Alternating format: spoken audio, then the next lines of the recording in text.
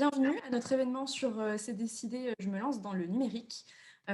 Social Builder et Le Pont vous proposent cet événement. Et c'est un événement assez spécial puisque du coup, on a décidé de vous le présenter dans le cadre d'une semaine spécifique que nous faisons autour du 8 mars, qui est la Journée internationale des droits des femmes. Donc voilà, nous sommes vraiment ravis de vous proposer cette conférence, notamment pour mieux comprendre comment lever les freins, comment vous motiver en tant que femme à vous lancer dans ce secteur-là. Et donc, assez rapidement, pendant que vous continuez à vous connecter, et je vais commencer par laisser la parole à Emmanuelle Larocque, qui est fondatrice de Social Builder. Alors, bonjour à toutes et à tous. Nous sommes ravis de vous accueillir pour cet atelier un peu spécial, pour vous permettre de vous donner envie peut-être d'aller un petit peu plus loin dans le numérique. Alors, je vais vous représenter rapidement Social Builder. Donc, nous sommes une entreprise sociale qui travaillons à l'inclusion des femmes dans l'économie numérique. Donc, nous travaillons à la fois sur l'orientation des femmes, tout ce qui va être développement de leurs compétences et l'insertion professionnelle. Donc, nous formons à la fois des blocs de compétences, mais aussi à des métiers et des métiers qui recrutent. Il faut savoir qu'il y a 35 000 postes d'ouverts dans le numérique actuellement qui ne cherchent qu'une chose, des personnes qui ont envie de rentrer sur ces métiers. Donc, parmi nos parcours, je vais vous les citer très rapidement, mais ils sont extrêmement en demande, en tension. Il y a des parcours de développement web, développement d'applications mobiles, tout ce qui a trait à la gestion de données. Je fais un petit clin d'œil au pont. Intégratrice web, consultante CRM Dynamics et consultante CRM Salesforce, mais aussi tout ce qui va être de la chefferie de projet, le développement sur Java et tout ce qui va être autour de l'accompagnement à l'innovation. Toutes ces formations sont certifiantes et elles sont gratuites. Et nous travaillons en parallèle de tous ces programmes avec des organismes de formation, des entreprises, mais aussi des territoires, à mieux intégrer la culture de la diversité et mieux intégrer et faire évoluer les femmes. Voilà, aujourd'hui, ce sont 55 000 femmes que nous avons accompagnées dans le numérique aux côtés de professionnels engagés. Et nous sommes ravis aujourd'hui de pouvoir accompagner un petit peu cet engouement pour la place des femmes dans le numérique à travers cet atelier. Eric, je te donne la parole. Merci beaucoup. Merci Aurélie pour l'introduction. Bonjour à tout le monde là qui nous rejoint. On est très content effectivement de partager cette session aujourd'hui. Donc moi je m'appelle Eric Campanini, je suis le cofondateur de cette société qui s'appelle Le Pont, qui est le leader de la formation à la data. Et on a par exemple, et on en parlera un peu plus tard, des formations intensives, format 3 mois, professionnalisantes, avec des partis pris assez forts. Un premier, c'est l'excellence de ce qu'on peut délivrer. En tout cas, on essaye. Et il se trouve que les formations que nous menons sont certifiantes Berkeley. Le deuxième parti pris sont des formations donc, de 3 mois, 100% dédiées à des femmes. Et on est très heureux de pouvoir le faire avec Social Builder. Et le troisième parti pris, c'est un vrai accompagnement, à la fois sur des compétences techniques, des compétences métiers, mais aussi des compétences humaines qui sont l'ensemble des éléments dont on a besoin. Et c'est la raison pour laquelle on a poussé ensemble avec Social Builder pour proposer ce type de solution aux femmes qui souhaitent se lancer dans le numérique. Que vous dire de plus? Il se trouve que ça a été aussi un peu à l'origine de cette table ronde. J'ai l'occasion d'écrire un livre qui s'appelle « Le digital, c'est comme le vélo, ça s'apprend » et qui est parti un peu d'un coup de gueule en se disant « mais fondamentalement, il y a énormément d'opportunités, tu le rappelais Emmanuel, dans le domaine du digital. Le digital est une formidable opportunité pour trouver un job, le garder, et soyons fous s'y épanouir. Il y a énormément d'aides et de soutien. Tu citais les formations effectivement gratuites, la formation bootcamp de data analyst que Le Pont délivre. C'est une formation effectivement qui est 100% financée par Pôle emploi. Donc on a cette chance-là. Maintenant, il faut juste passer à l'action. Et vous trouverez dans ce livre toute une série de conseils très pratiques pour justement se dire de quoi est-ce qu'on parle, qu'est-ce que je peux faire, comment est-ce que je peux le faire. Et on va en parler avec Emmanuel, comment je peux lever un certain nombre de freins. Et ce qui est important aussi, et c'est tout l'intérêt de cette table ronde aujourd'hui, vous allez voir qu'il y a en fait dans le livre 2 bonus. Le premier, c'est effectivement une super solution qui s'appelle Digit, qui est portée par Alternative Digital Et on a autour de la table Héloïse. Héloïse, si tu veux juste lever la main pour qu'on puisse Bonjour te à voir. tous. Héloïse, voilà, tu es responsable de la relation chez Alternative Digital avec les organismes de formation et Alternative Digital qui édite donc ce qu'on appelle la certification Digit, qui permet d'évaluer les compétences digitales, mes compétences digitales. Tu auras l'occasion de revenir un peu plus tard sur le sujet. 50, avec Alexia Cordier. Là aussi, Alexia, si tu veux juste faire un petit signe de la main pour qu'on te repère. Alexia, tu es cofondatrice et présidente de 50, cette solution de e-doing. Donc, tu nous diras tout à l'heure ce que c'est que le e-doing, qui aide de passer de l'intention à l'action. Et là aussi, pour vous aider, vous qui vous posez des questions par rapport au fait de se lancer dans le numérique, comment est-ce qu'on peut faire.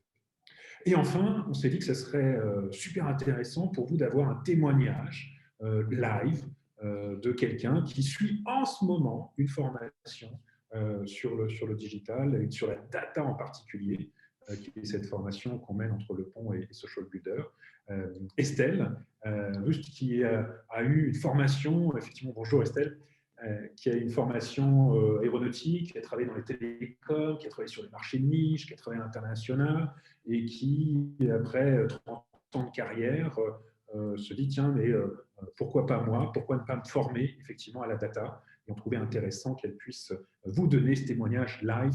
On reviendra sur le sujet un peu plus tard. Voilà, donc, bonjour Héloïse, bonjour Alexia, bonjour Estelle, bonjour à toutes et tous qui nous rejoignent là. On va lancer effectivement cette session d'échange.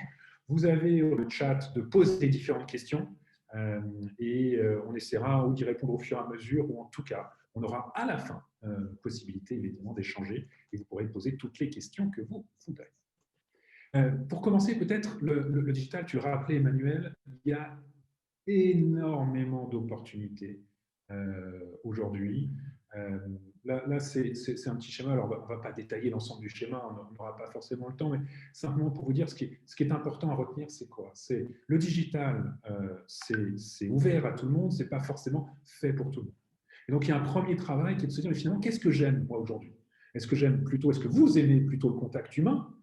Est-ce que vous aimez voir ce que vous faites, ce que vous produisez?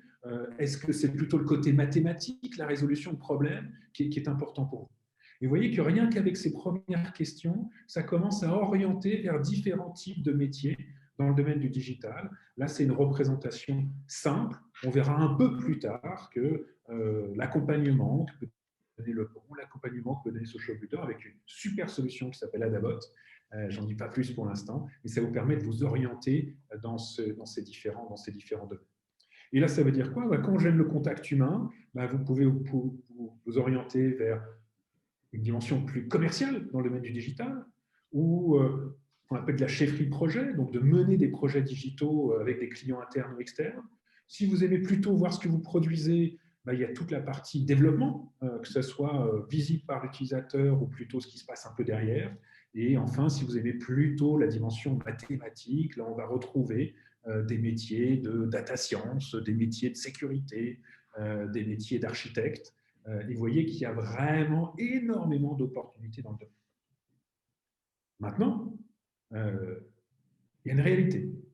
Il y a une réalité souvent auprès des personnes qui, peut-être comme vous, se posent des questions aujourd'hui, et du côté des entreprises, c'est un certain nombre de freins. Le fait que plein de gens en parlent, mais finalement, peu de gens passent vraiment à l'action. Et là, il y a 7 grands freins que j'ai eu l'occasion d'identifier en échangeant beaucoup avec les uns et les autres. Dans ces freins, c'est souvent, ce que j'entends, c'est non mais attends, Eric, moi, le digital, c'est un truc de geek, c'est trop technique, c'est trop compliqué. C'est quelque chose qui est pour, allez, on va dire les jeunes générations. Moi, je ne suis pas né avec le digital. C'est trop tard, je ne pourrais pas me former.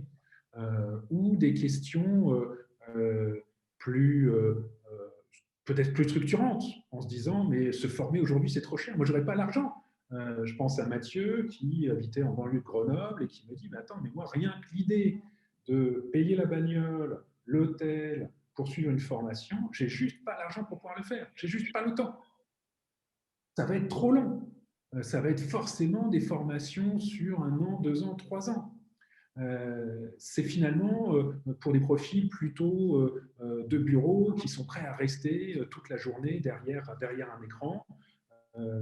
Là, je pense à un autre garçon qui me disait, écoute, voilà, moi je suis intermittent du spectacle, la perspective, je passe ma journée dehors, la perspective derrière un bureau toute ma journée, c'est pas aussi évident que ça. Ou finalement, je suis désolé, mais le digital, c'est un métier de mec. C'est beaucoup trop masculin. Suivant les chiffres qu'on regarde sur la France ou sur l'international, Emma, tu pourras revenir sur le sujet, il y a 51% de femmes dans le monde, il y en a 14% dans la tech, il y en a 4% dans l'intelligence artificielle. C'est inadmissible, il faut corriger ça, et on a besoin effectivement que des femmes rejoignent cette dimension digitale, interviennent sur l'écriture des algorithmes et ne laissent pas les algorithmes qui régissent tous les outils digitaux rédigés par un homme blanc avec une grande mèche jaune qui est basé aux États-Unis. Et enfin, il y a une dernière dimension qui est sur la question de je n'ai pas forcément de diplôme, je ne serai pas reconnu par l'entreprise. Je ne pourrais pas valoriser mon intégration d'entreprise à ma juste valeur, à mon juste salaire. Et en fait, tous ces freins-là se lèvent aujourd'hui. Quand c'est trop cher, Emmanuel le disait, il y a énormément de formations qui sont gratuites aujourd'hui. Donc, il n'y a aucune raison de ne pas y aller. Quand on dit c'est trop long, la formation qu'on fait, et Estelle, tu pourras témoigner tout à l'heure, c'est une formation.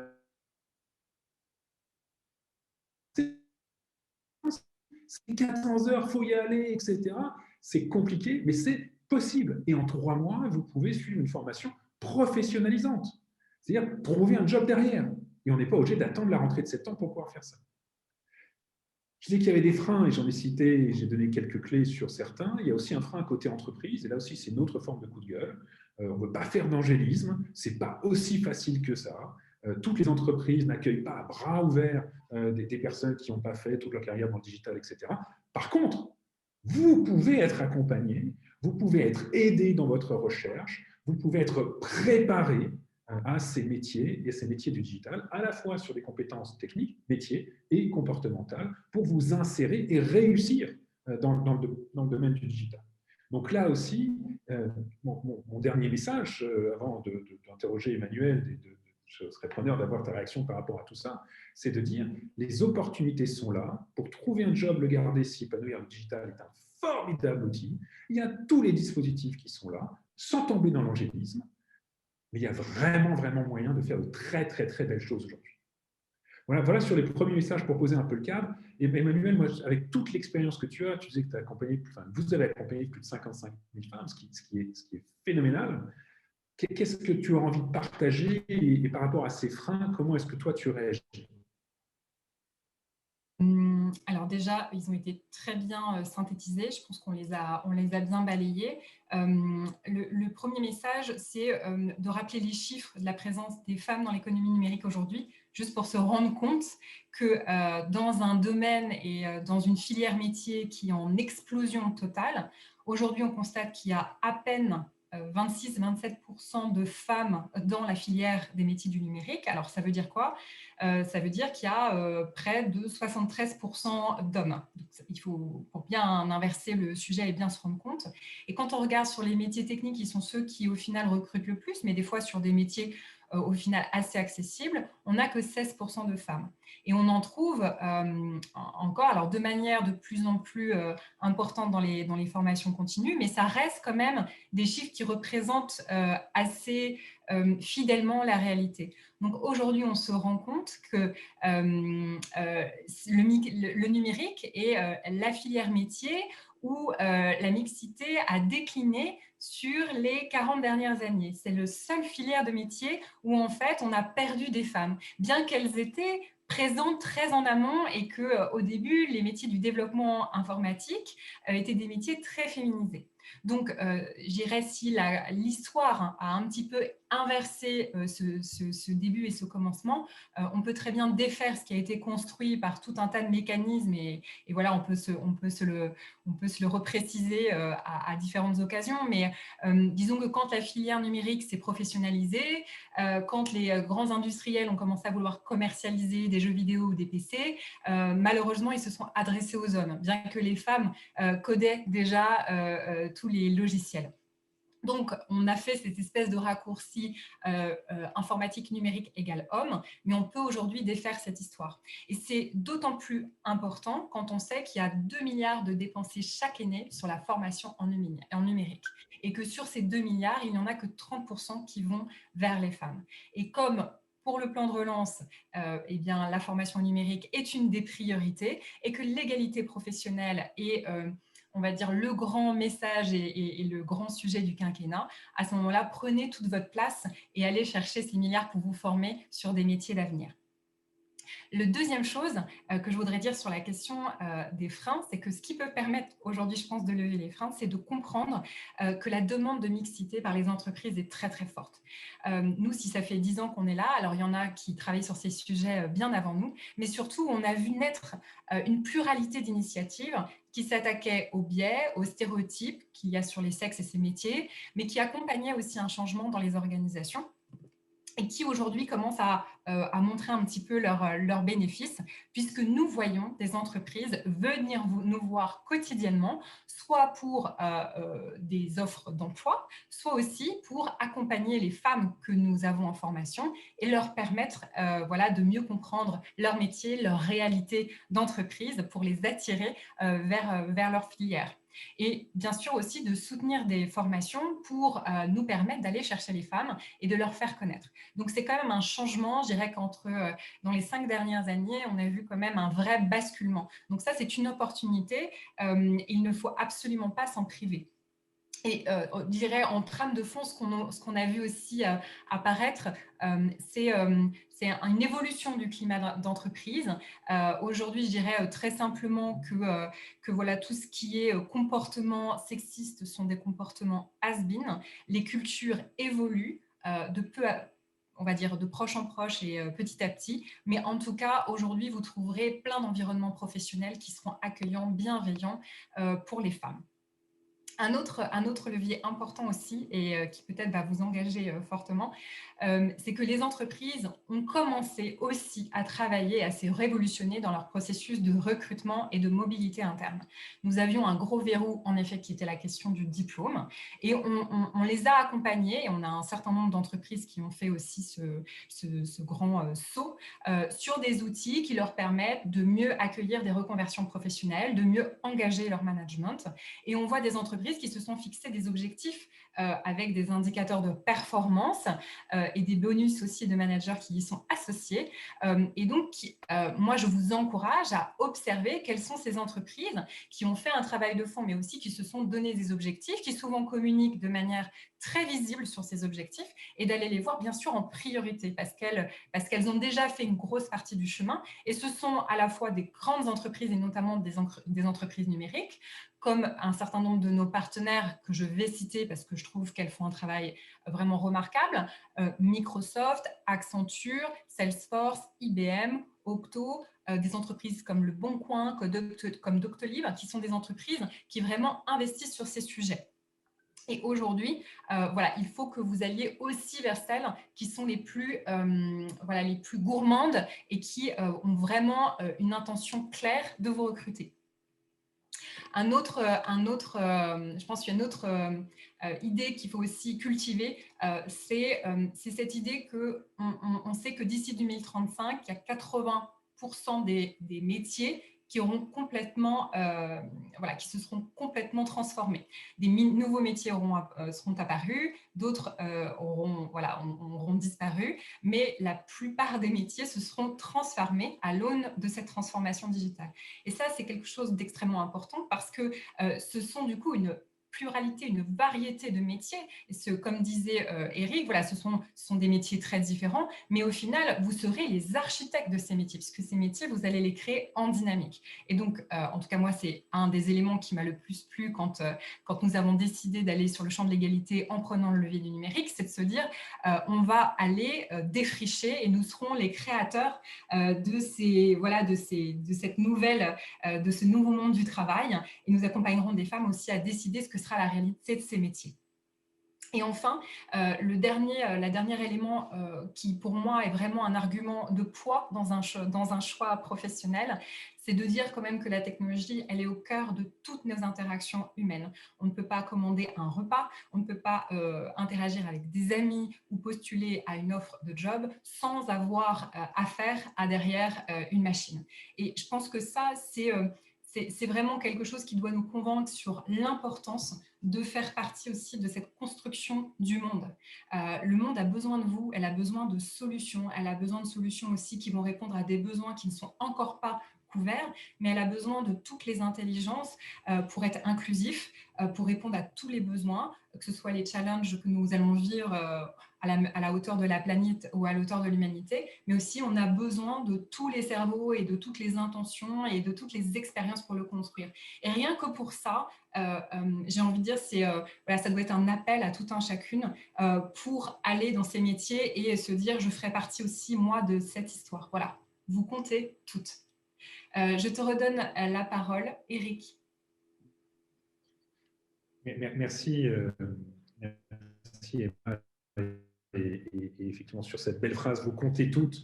On a définitivement besoin de vous, les entreprises ont besoin de vous, la société a besoin de vous, effectivement, sur cette dimension digitale. Peut-être juste, avant de passer, Estelle, à l'échange tous les deux, il y avait une question de Sylvia sur le fait que c'est plutôt des postes digitaux, enfin, les postes digitaux sont plutôt pour des juniors, plutôt du middle management. Juste un mot, Sylvia, je vais prendre quelques exemples. Lubomira Rocher, avec laquelle j'ai eu la chance de travailler, elle est Chief Digital Officer du groupe L'Oréal, elle est membre du COMEX. Alors, on va dire que c'est une exception. Si on prend une autre personne chez Nathalie Victoria, c'est elle qui pilote toute la partie vente e-commerce directement aux consommateurs et consommatrices. Chez Allianz, la patronne de la data est une femme. Et donc, il y a non seulement des exemples très concrets, et aussi des postes qui sont extrêmement importants. Le patron du e-commerce Danone, je peux t'assurer qu'il pèse un poids effectivement très significatif aujourd'hui dans l'organisation, et ce n'est pas junior middle management. Et très rapidement, Anne, tu posais la question sur, vous posiez la question, parce que je tutoie peut-être un peu vite, vous posiez la question sur le fait que je ne parlais pas de marketing digital. En fait, c'est vrai que le schéma que j'ai montré est plutôt une illustration des métiers dans le digital. Et dans le livre, je reviens bien sur les métiers dans le digital ou les métiers qui sont nourris avec le digital, et c'est une bonne transition. Estelle, je revenais tout à l'heure sur ton parcours, hein, donc riche, important, plus de 30 ans d'expérience. Et toi, tu as fait le choix de te former à la data en format intensif, donc 3 mois. Là, cette formation, Le Pont et Social Builder. Pourquoi tu as choisi cette formation? Et ça donnera peut-être un éclairage aussi par rapport à la question de Anne. Alors, pourquoi tu choisis cette formation, Estelle? Alors moi, d'abord, pour reprendre ce que tu disais avant, j'ai décidé de passer à l'action. Alors, j'ai choisi cette formation, donc Eric vous l'a dit, moi j'ai donc une formation d'ingénieur en aéronautique, donc je suis très loin du digital. J'ai travaillé dans l'aéro, dans les télécoms, dans les marchés de niche, dans les services aéroportuaires. Et en définitive, tout au long de mon parcours, je me suis rendu compte que je construisais moi-même des petits outils à partir de fichiers Excel pour pouvoir suivre mes KPI et être encore plus compétente dans la tâche qui m'était confiée, puisque j'ai systématiquement occupé des postes de business développeur, de directeur du développement. Et je ne vais pas, à l'issue de la formation, travailler comme data analyst, mais je vais enrichir mon parcours avec la data analyse. Alors, pourquoi j'ai choisi cette formation? Premièrement, premier point, il est absolument indéniable quand vous allez aujourd'hui sur les sites d'offres d'emploi que l'analyse de données, les données, la data, on en voit partout. Ça, c'est une chose. Et comme le disait l'intervenante précédente, Emmanuel. voilà, exactement, c'est un domaine qui est en augmentation. La plupart des métiers vont se transformer. C'est un domaine dans lequel il y a peu de femmes, et il n'y a pas de raison qu'il y ait peu de femmes, parce que je vous assure qu'avec le groupe dans lequel je travaille aujourd'hui, on est très content qu'il y ait des femmes, parce que les questions d'éthique sont peut-être plus fondamentalement étudiées. Deuxième point, pourquoi j'ai pris cette formation? Parce qu'elle m'assure une indépendance.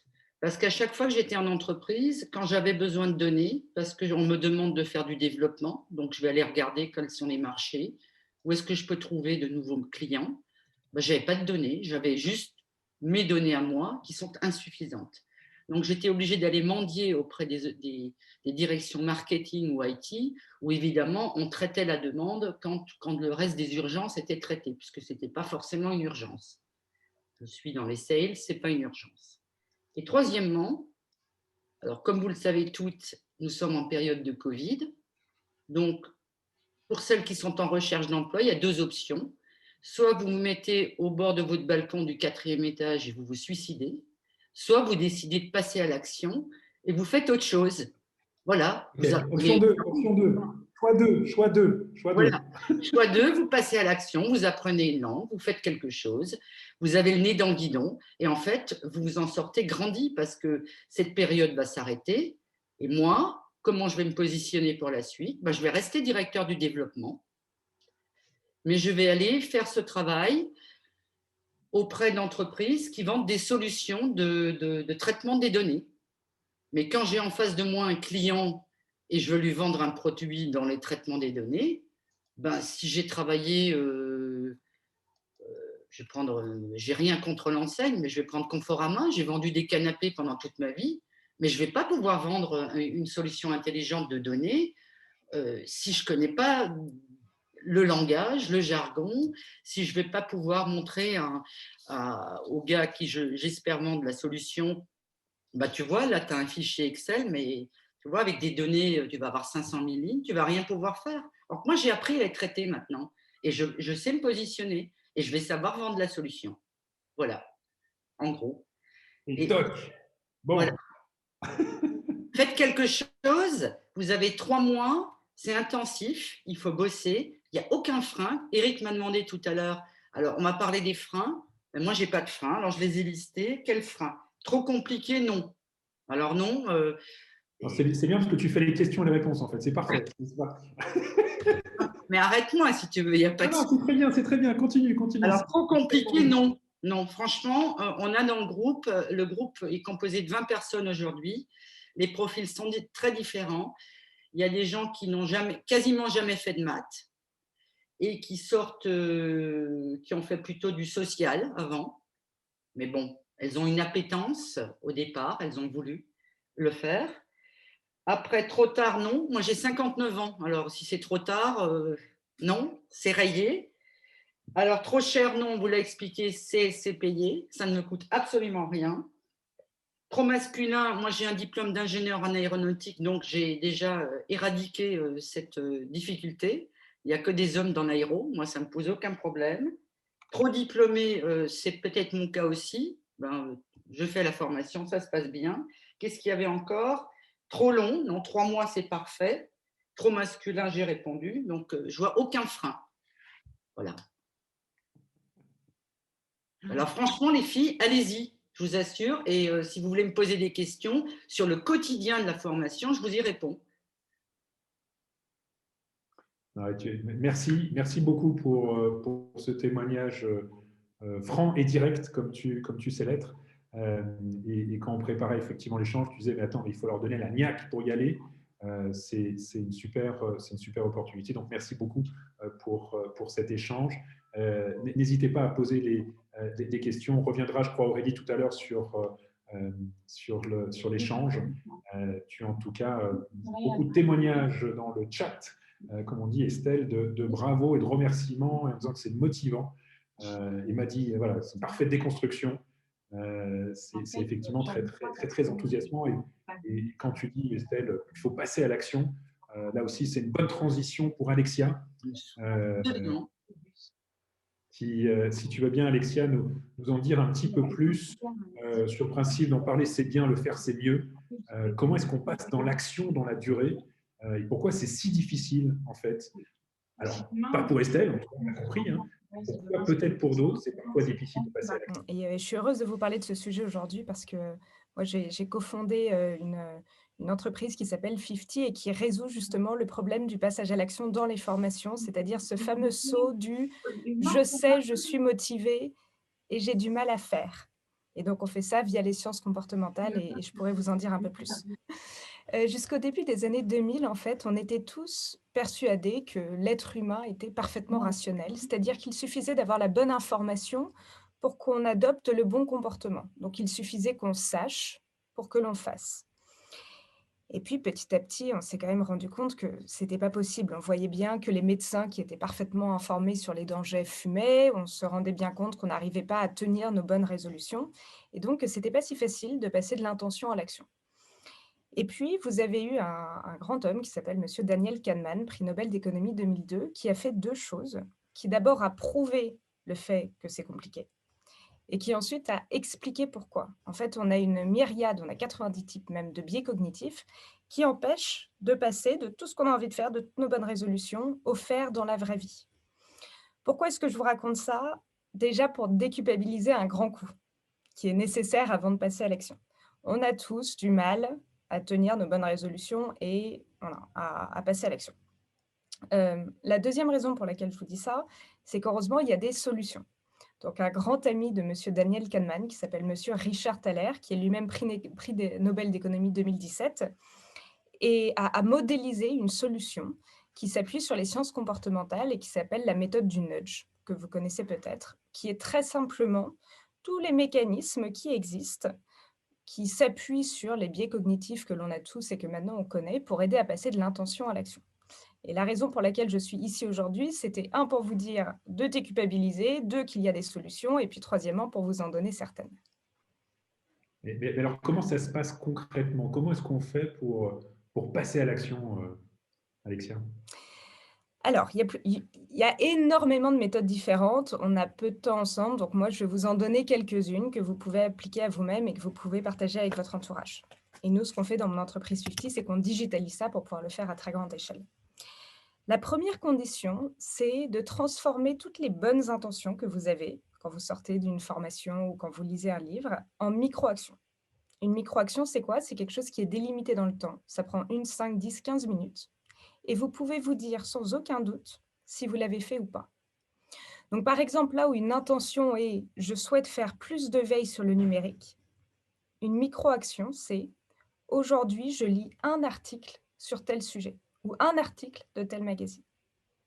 Autre exemple, si une de vos intentions, c'est je veux soigner mon image en ligne, une micro-action, c'est aujourd'hui, je vais nettoyer la liste de mes compétences qui apparaissent sur mon profil LinkedIn. Pas l'ensemble de mon profil LinkedIn, juste ça. Et rien que ça, Alexia, juste le fait de faire une petite action, c'est ça qui va faire le changement? Ça suffit? Alors justement, donc il y a 2 types de micro-actions. Il y a un type de micro-action où si vous le faites une fois, ça a un impact pour l'année à venir. Donc c'est typiquement l'exemple que je vous ai donné avec renettoyer les compétences qu'on a sur son profil LinkedIn. Il n'y a pas besoin de le faire toutes les semaines, le faire une fois a un impact énorme et vous n'avez pas besoin de le refaire avant 1 an. Et il y a plein de micro-actions comme ça. Et puis ensuite, il y a un deuxième type de micro-actions qui sont des choses où le fait de le faire une fois, associé à d'autres méthodes que je vais vous donner juste après, puis de le refaire et de le refaire, va développer une habitude et in fine, vous allez réussir à changer votre comportement dans la direction que vous souhaitiez, mais sans douleur. C'est un peu le fait qu'au lieu d'aller courir tout de suite un marathon, on va déjà courir 10 minutes, puis 15 minutes, puis de nouveau peut-être 10 minutes avant d'essayer 20 minutes, etc., etc. Et ça fonctionne en répétant l'action. Et contrairement à ce que l'on croit, il n'y a pas de nombre magique. Il n'y a pas 90 jours, 25 jours, etc., etc.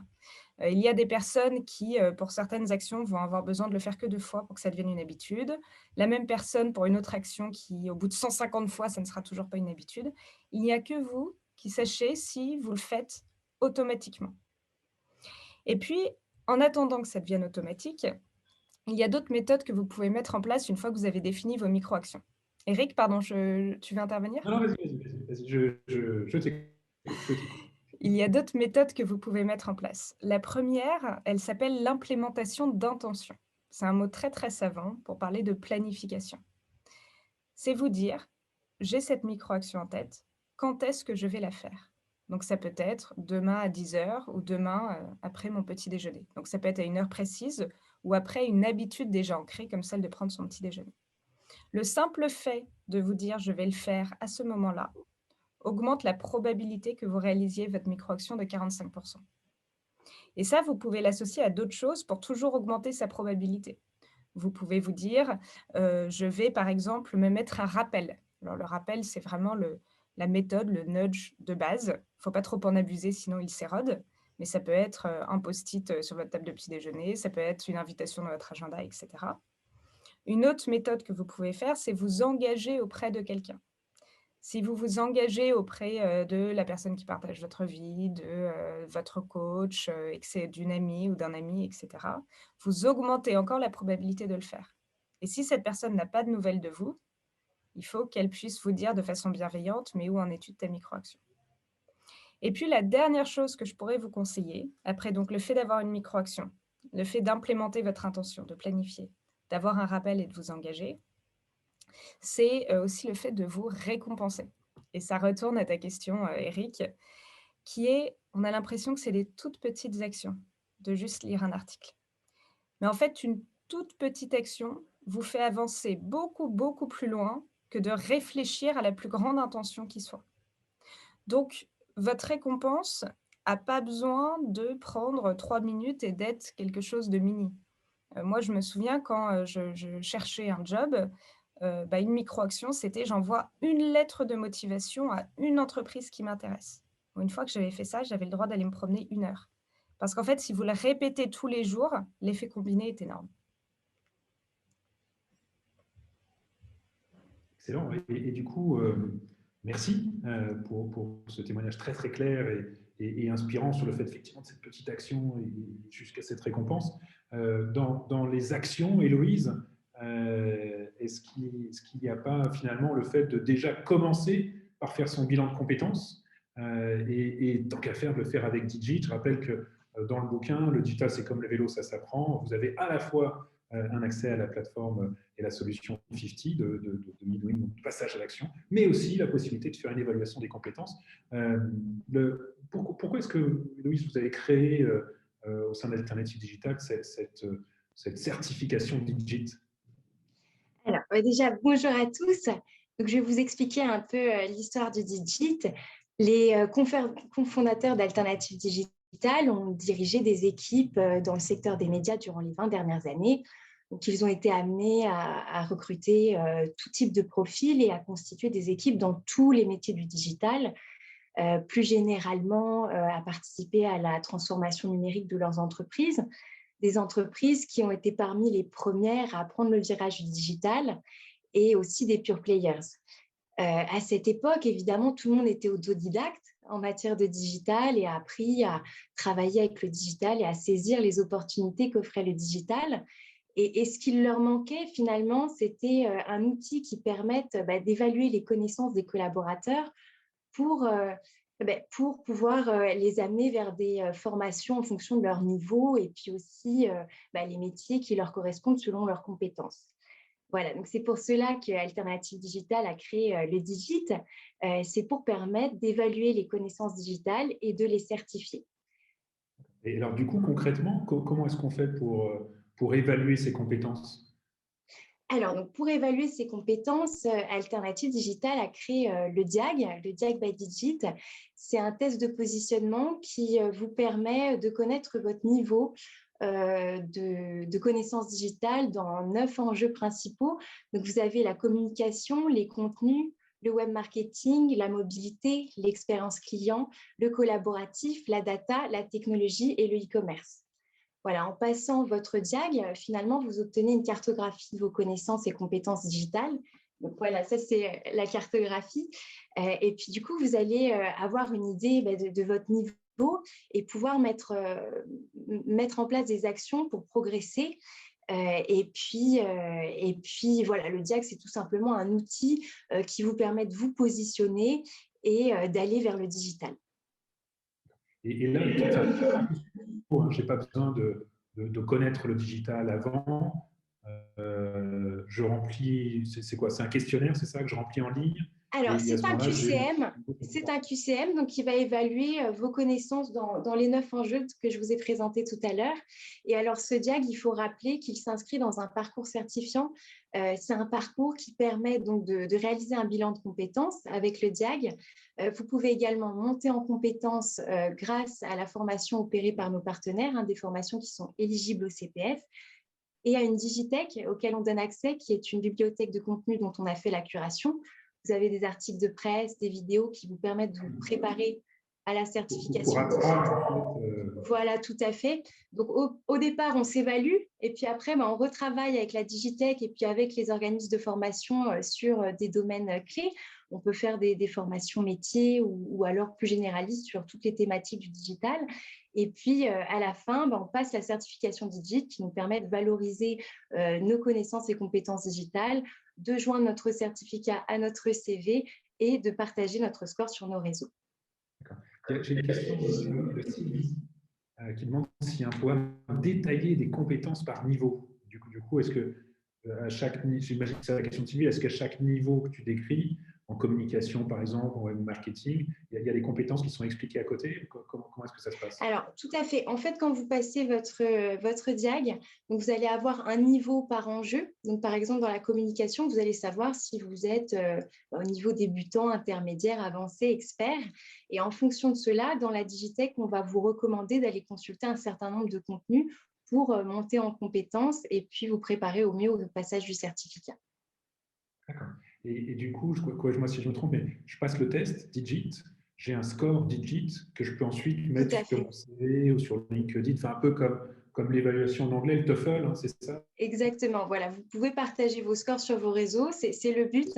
Le but, c'est de dire à une entreprise que voilà, vous êtes tout à fait capable de travailler dans une entreprise qui est en pleine transformation numérique et de travailler dans une équipe où vous serez amené à collaborer avec des experts du digital, que vous êtes capable de comprendre voilà, tous les enjeux liés au digital. D'accord, super, excellent. Donc, on a vu que il fallait passer à l'action, c'était le message très fort de la part d'Estelle en disant allez-y, faites-le, qu'on peut être accompagné avec ça, que ce n'est pas toujours facile, et on l'a vu effectivement avec Alexia. Là, tu nous donnes une solution superbe pour pouvoir se dire, OK, d'où je pars, quelles sont les compétences qu'il faut que je développe. Maintenant, moi, j'aurais envie de dire, OK, c'est bien tout ça, mais vers quoi est-ce qu'il faut que je m'oriente? Qu'est-ce qu'il faut vers quoi je peux aller? On avait la question tout à l'heure d'Anne sur le marketing digital, ou est-ce que je vais sur du front-end, ou est-ce que je vais sur la cybersécurité ou autre? Comment est-ce que je peux faire pour m'y retrouver? Là, Lorraine, je crois que tu as des choses à partager sur ce que vous avez appelé côté social builder, Adabot, c'est ça? Oui, tout à fait, Adabot, donc en hommage à la première femme programmatrice de l'informatique, donc Ada Lovelace. Donc c'est un coach digital en fait, Adabot, qui a vraiment pour objectif du coup de lever les freins, comme on a pu voir justement, de lever les freins, et pour se dire, souvent on se dit dans cette divergence de tous ces métiers, et je pense que Eric t'en a listé un certain nombre, et donc dans la diversité de ces métiers du numérique, c'est aujourd'hui, il y en a tellement, et en fait, soit je ne les connais pas, et du coup, je pense souvent que le métier du numérique, c'est soit le métier d'informaticien, informaticienne ou de community manager, soit sinon, en fait, je me dis, mais vers quel métier m'orienter? Et donc, c'est pour ça qu'on a développé ce coach qui a déjà pour premier objectif de démystifier ces métiers, parce qu'il y a plus de 40 métiers dans le numérique, et ensuite les faire connaître. Sa seconde mission, c'est de trouver votre métier. Si vous n'avez pas d'expérience dans le numérique, il y a de fortes chances pour que vous pensiez que peut-être qu'il n'y a aucun de ces métiers qui est fait pour vous. Parce que vous allez vous dire, honnêtement, moi, je n'en sais rien sur la cybersécurité. À part ce que je lis, je ne suis pas forcément tellement à l'aise. Donc, comment est-ce que savoir si je suis faite pour ça ou si je suis faite pour ça? Eh bien, donc, on a développé dans Adabot un quiz d'orientation qui s'appuie sur vos compétences humaines. Donc, c'est les compétences et du coup, on en a parlé avant avec les différents outils qu'on a déjà évoqués, c'est les compétences que chacun et chacune a, qui sont des compétences qui sont essentielles dans chacun de ces métiers. Et donc, chacun de ces métiers ne sont pas forcément, il n'y a pas forcément besoin d'avoir une expertise technique pour pouvoir entrer dans ces métiers-là. Ensuite, une fois que du coup vous avez fait ce quiz vous oriente vers les grandes familles de métiers qui pourraient être susceptibles de vous correspondre. Et donc, du coup, il y a une présentation de ces différentes familles de métiers qui sont rassemblées dans 6 familles. Donc, les métiers de la donnée, les métiers de la programmation et du développement, les métiers de l'interface et du numérique, les métiers de l'infrastructure et du réseau, les métiers de la communication et du marketing, et dernier métier, les métiers autour du business et de la stratégie. Et du coup, Et donc, pour ça poursuit. choisir, du coup, pour choisir, on m'explique quels sont les différents métiers, c'est ça? Et c'est comme ça que je les découvre. Et je peux Alors, choisir à la suite du quiz, on va t'indiquer le métier qui, selon tes compétences humaines, pourrait être le plus matché avec tes compétences humaines. Donc, tu vas peut-être avoir une ou deux familles. Compte tenu de la réponse au quiz, du coup, tu m'accompagnes vers un métier qui pourrait te plaire. Être a priori, qui pourrait mieux correspondre, c'est ça? Exactement. Donc, je vais te dire, à la suite de ton quiz, peut-être que du coup, pour toi, Eric, au vu de ce que tu as répondu dans ce quiz, c'est plutôt les métiers de la programmation et du développement et les métiers de la donnée, par exemple, qui pourraient être vraiment dans ces familles de métiers à prospecter. Donc, ça permet de recentrer un peu plus ton choix et de se dire, OK, dans cette foultitude de métiers, je peux me focaliser sur certains métiers un peu cibles et commencer à aller affiner un peu plus en détail, puisque à la suite de ça, il y a des fiches métiers donc, qui présentent chacun de ces métiers de manière ludique. Vraiment pour pouvoir, parce que parfois, effectivement, dès qu'on rentre dans des jargons techniques, on se sent complètement freiné pour les découvrir plus en détail. Donc, voilà, mon idée, c'est d'aller... Aurélie, Pardon. Pardon, Lorraine, mais je crois que Aurélie, tu as mis dans le chat le lien pour tester directement Adabot. Tout ça est évidemment gratuit et accessible à tout le monde, c'est ça?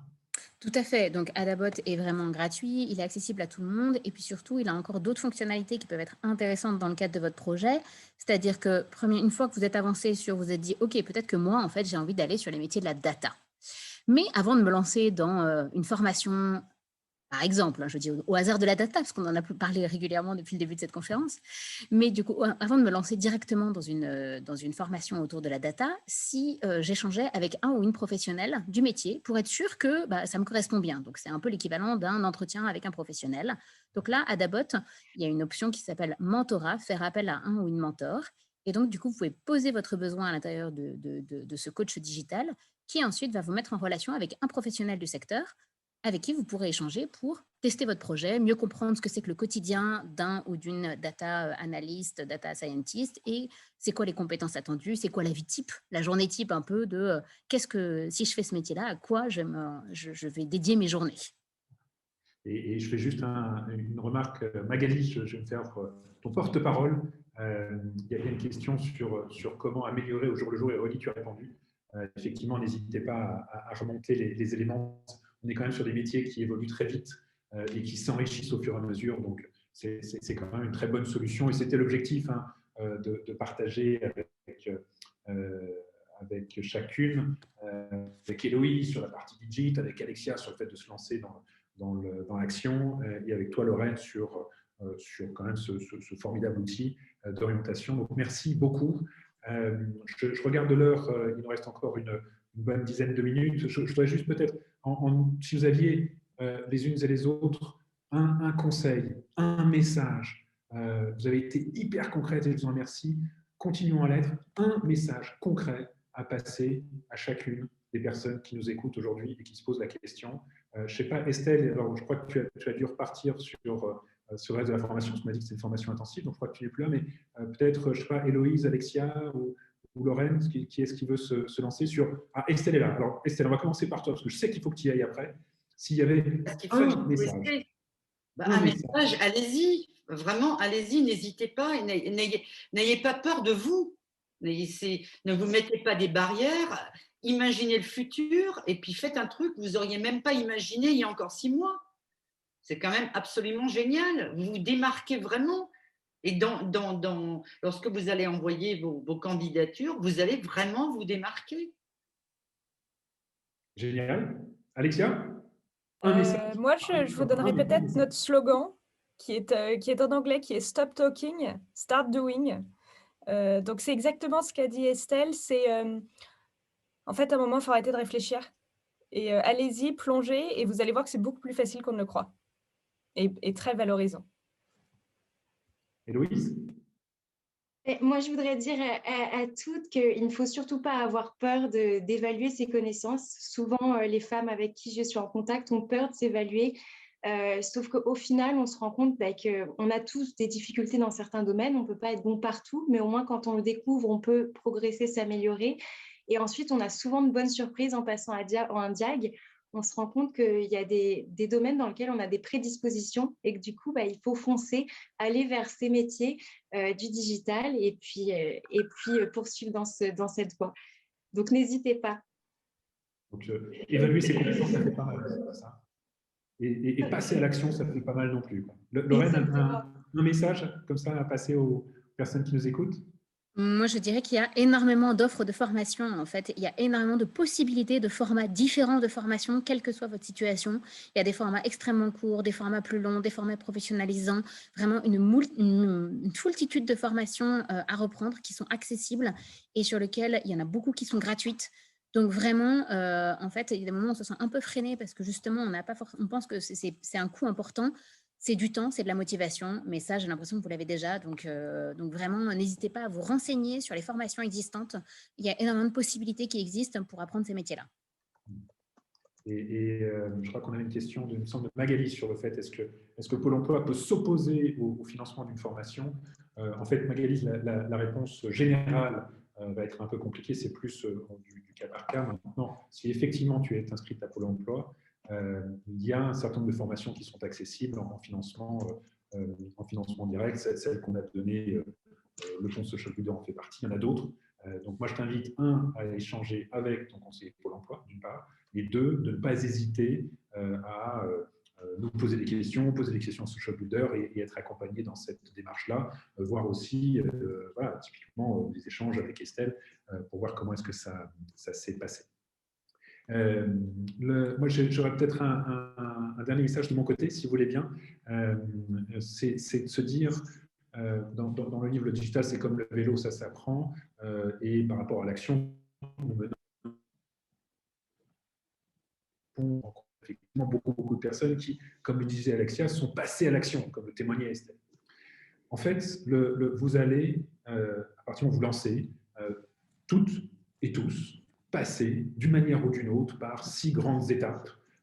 Et ces 6 grandes étapes, je ne sais pas si on peut les projeter là, voilà, ça arrive. Donc ça, c'était les freins, on a vu qu'on n'y en avait plus, on les avait levés, c'est bon, c'est bon. Les 6 grandes étapes, en fait, vous allez avoir une phase d'étape d'enthousiasme. Moi, je me rappelle de Marie à Bordeaux, qui était assistante de direction, qui avait décidé de se lancer, qui dit, écoute, le premier jour où j'y suis allé, j'étais tellement excitée, tellement contente d'être passée à l'action et de me dire, ça y est, j'y vais, je vais commencer à me former. Et après, il y a le réveil brutal. Si on se dit, waouh, ah oui, quand même, c'est quand même super intensif, où il y a des choses qui sont peut-être un peu compliquées, où il faut s'accrocher, etc. Et il y a une phase de doute. Est-ce que c'est vraiment fait pour moi? L'exemple de Marie, assistante de direction que j'évoquais à Bordeaux, elle m'a dit, tu sais, moi je me suis retrouvée avec des petits jeunes qui développaient, codaient, etc. Et je me suis dit, mais finalement, ce n'est pas fait pour moi, je vais être complètement largué. Et en fait, c'est super touchant, et vous retrouverez des témoignages dans le livre, c'est super touchant parce que les jeunes qui étaient autour d'elle lui ont dit, mais attends, toi, tu as plein de choses à nous apprendre, tu as plein de choses à nous apporter. Et là, il y a un second souffle qui se met en place, l'espoir revient, et là, c'est l'accomplissement, la formation se termine, ça y est, j'ai mon diplôme, ma certification, je me lance effectivement dans ces actions-là, et que ce soit avec des solutions comme 50 ou tout l'engagement des personnes autour de vous, vous pratiquez toutes ces petites actions, et il y a un message qui est important, je crois, c'est de se dire que de toute façon, on est dans cet univers digital, qu'on le veuille ou non, Emmanuel le rappelait tout à l'heure. Maintenant, vous allez avoir l'opportunité d'apprendre en permanence. Et vous allez aussi, au travers de ces formations, apprendre à apprendre et vous familiariser et découvrir, avoir la curiosité pour le faire. D'autres l'ont fait, allez-y, c'est formidable de pouvoir travailler sur ces dimensions-là. Aurélie, je crois que tu as regardé les différentes questions. J'ai essayé d'y répondre au fur et à mesure. Alors, il y a une question de Julie, question pour Lorraine. Est-ce que vous recherchez des mentors pour répondre à vos futures apprenantes? Donc, je crois que la réponse est non, évidemment. Vous ne cherchez personne, vous n'avez surtout pas envie de vous ouvrir au reste du monde, c'est ça, hein? C'est ça, exactement, exactement, évidemment, tu as bien saisi. Donc, non, nous sommes à la recherche évidemment de mentors qui ont envie de s'engager à nos côtés, qui ont envie d'accompagner les femmes que nous accompagnons. Donc, n'hésitez pas à vous manifester auprès de nous. Je crois qu'il y a une slide ensuite avec des contacts, donc vraiment, n'hésitez pas, on sera ravis. Oui, là, tout à fait. Peut-être qu'on peut mettre effectivement la dernière slide avec les contacts pour que vous n'hésitiez pas à envoyer les mails directement. Une question, c'est diplômants certifiants sur le marché du travail, les entreprises ne choisissent-elles pas des gens diplômés plutôt que certifiés? Merci Sandra pour la question. En fait, ça dépend du domaine dans lequel vous pouvez être. Alors, je fais référence encore une fois au bouquin, mais vous avez un certain nombre de conseils sur comment choisir un organisme de formation. C'est vrai que les équivalences en termes de diplôme, il y a aujourd'hui ce qu'on appelle des titres RNCP qui donnent des équivalences Bac plus 2, Bac plus 3, Bac plus 4. C'est évidemment un atout. Les certifications, il faut bien regarder qui est-ce qui délivre la certification. Il se trouve que nous, les certifications qu'on délivre sont des certifications de l'Université américaine de Berkeley. C'est différent, pour le dire simplement, qu'une certification d'un organisme qui ne serait pas du tout reconnu. Donc oui, tu as raison, il faut faire attention à cette dimension-là. Et ça se travaille aussi beaucoup par projet professionnel. Estelle, effectivement, tu disais que dans le groupe, il y a dans le groupe là, qui suit la formation Data Analyst, Le Pont et Social Builder, il y a des filles qui ont déjà trouvé un emploi avant même que la session se termine. Voilà. J'ai une autre question. Oui, il faut être disponible toute la journée. Si vous voulez que je vous explique un peu la logistique, si ça vous intéresse, c'est que ça démarre le matin à 9 h. Vous mettez votre réveil à l'heure que vous voulez. En tous les cas, à 9 h, vous êtes devant votre ordinateur. Alors, soit c'est des cours, soit on a des ateliers avec des cas précis à traiter, mais tout le monde a un niveau différent au départ. Et il y a une entraide extraordinaire dans le groupe. Personne n'est laissé au bord de la route. Il y en a une qui merdouille sur un point particulier, hop, les suivantes viennent l'aider. C'est absolument génial. Après, on s'arrête à peu près vers 12h30, on reprend vers 1h15, mais il y a des jours où on ne s'arrête pas du tout, où on a juste un quart d'heure. Il faut savoir que c'est beaucoup de travail. Mais si vous le faites, il faut le terminer parce qu'il faut le faire, quoi. Il faut respecter vos engagements. Et puis, on reprend et on s'arrête en général vers 17 h. Mais le soir, vous pouvez être amené, surtout au début, où on apprend de nouveaux outils. Enfin, moi, personnellement, j'ai pas mal bossé le soir. Alors, pour celles qui ont des jeunes enfants, on s'organise. De toute façon, on trouve toujours le moyen de s'organiser et puis on trouve un petit bout dans le week-end. Voilà. Merci Estelle. J'ai une question de Marie-Floriane qui dit « Je viens de constater que les programmes sur votre site sont pour les gens en Île-de-France. Est-ce qu'il y a un programme pour les femmes en province à distance ?» Alors, les cours effectivement sont en distanciel. Avec quelques sessions en présentiel dans le respect des gestes barrières, Covid, etc. Pour se redonner un peu de contact humain à distance. Et il y a des déclinaisons qui vont se faire, alors je ne sais pas où tu es Marie-Floriane, il faut peut-être qu'on en discute plus directement, en province, notamment sur Nantes, sur Bordeaux, et on est en train de regarder sur Lyon et sur Lille. Et là aussi, c'est un frein qui s'est levé, c'est peut-être une des notes positives, c'est qu'en distanciel, c'est possible, en distanciel, ça marche, et c'est tout à fait gérable.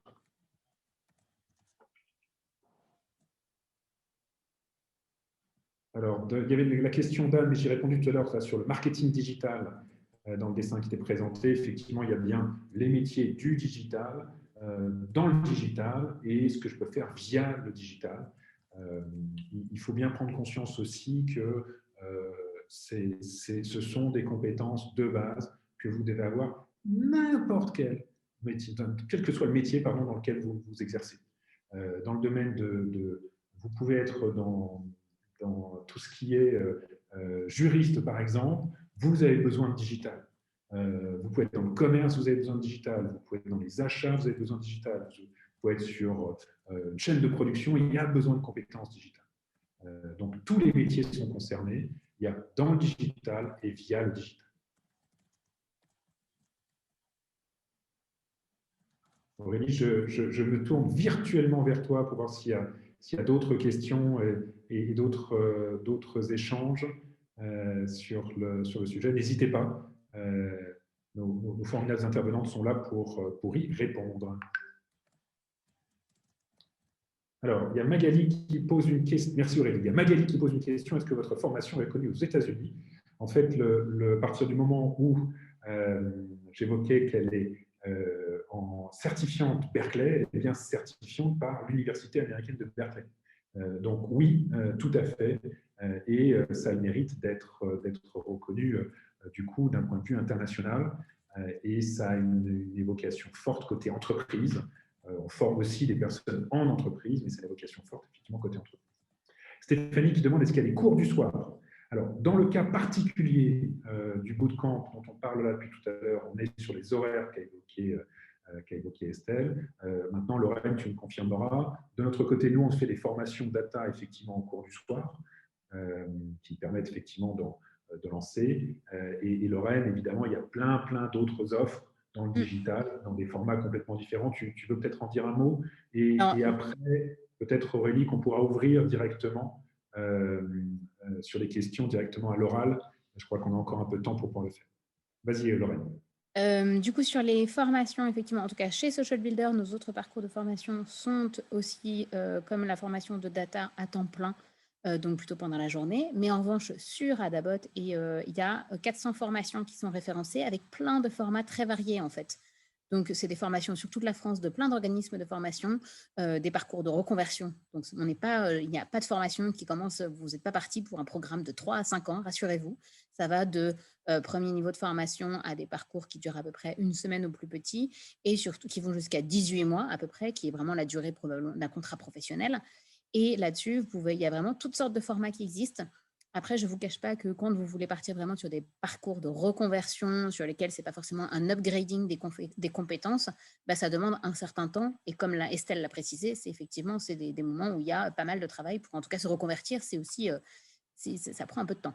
Et donc, du coup, il y a un certain nombre d'heures pour pouvoir activer ce parcours de reconversion.